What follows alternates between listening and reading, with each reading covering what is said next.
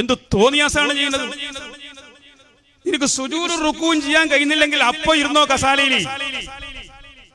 നീ നിന്നിട്ടല്ലേ വന്നത്? അതുകൊണ്ടിവിടെ മുണ്ടിയിട്ടില്ല, നീ പള്ളിയിനുള്ളിൽ മുണ്ടിയിട്ടില്ല നീ. എന്നിട്ട് നിനക്ക് എങ്ങനെ അള്ളാന്റെ പള്ളിയിൽ ഒരു കസാല വെച്ച് ഇരിക്കാൻ തരുന്നത്? നീ ഇരുന്നിട്ട് എങ്ങനെ കൈകെട്ടിയത്? കുരുത്തകടല്ലേ ഇത്? ദീന് പറയാൻ വേണ്ടി മൊയിലാമാറും ഉണ്ടാവൂല. ഇനി മൊയിലാറ് പറഞ്ഞാൽ മൊയിലാറ് വിടയില്ല. ഈ കൊല്ല ഈ സാഹിബാലി ഇയാളെ വിടണം. എന്താ, ഇയാൾ കുറച്ചാളെല്ലാം നിൽക്കുമ്പോൾ പറയാൻ തുടങ്ങി, പിന്നെ മറിഞ്ഞോണ്ടായിട്ടില്ല. ദീന് പറയാൻ തുടങ്ങുമ്പോൾ മൊയിലാറ് പോകണം. ഇതാ കമ്മിറ്റി എന്ന് പറഞ്ഞാൽ ജാഗ്രതയിക്കോ. എല്ലാ മഹലിന്റെ കമ്മിറ്റിക്കാരും ജാഗ്രതയിക്കോ.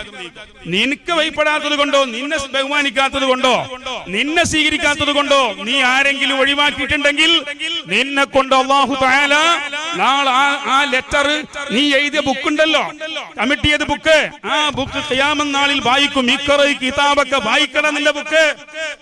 നീ ഓതുന്ന ഖുർആൻ സൂറത്ത് ഇസ്രായിൽ വായിക്കണം നിന്റെ കിതാബ്. ഇഖ്റ കിതാബക, നീ എഴുതിയ പുസ്തകം വായിക്കണം എന്ന് പറഞ്ഞു വായിപ്പിക്കുമ്പോ എന്തേ ഒരു മൊയിലാറെ ഖത്തീബിനെ ഒഴിവാക്കാൻ കാരണോ?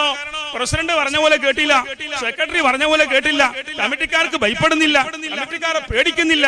ഈ കാരണം കൊണ്ടാണോ? ഇവിടെ 10-14 മഹല്ലത്തിന്റെ കമ്മിറ്റിക്കാരുണ്ട്, അല്ലാത്തവരുണ്ട്. എന്റെ അനുജന്മാരെ, എന്റെ ജ്യേഷ്ഠന്മാരെ, നിങ്ങളെ ഞാൻ അള്ളാഹുവിന് വേണ്ടി സ്നേഹിക്കുന്നു.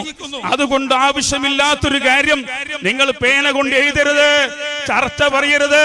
ചിലപ്പോ മരിക്കുമ്പോ നാവ് ഉണ്ടാവൂല. അള്ളാഹു കാക്കട്ടെ, അള്ളാഹു കാക്കട്ടെ. ദീനാണിത്. ഇവിടെ നേരെയില്ലേ, അവിടെ നേരെയില്ലേ? നിന്റെ പള്ളി മദ്രസയും നേരെ നോക്കുന്നില്ലേ? അതിൽ കൃത്രിമമുണ്ടോ? പഠിപ്പിക്കുന്നില്ലേ? എങ്കിൽ മാത്രം നീ വേറെ ആളെ കണ്ടോ?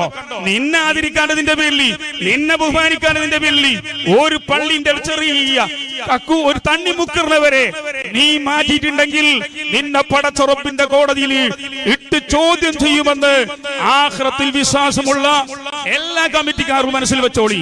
ഇത് പറയൽ എന്റെ കടമയാണ്, എന്റെ ഹക്കാണ്. ഹക്ക് ഞാൻ നിങ്ങളോട് പറയുന്നു. ആഖിറത്തിൽ നിങ്ങൾ അതിന് മറുപടി പറയേണ്ടി വരും. ദീനിനെതിരായിട്ടുണ്ടോ ആ സമയത്ത് മാന്യമായ നിലക്ക് മര്യാദ വെച്ചുകൊണ്ട് ഒഴിവാക്കാൻ പ്രശ്നമില്ല.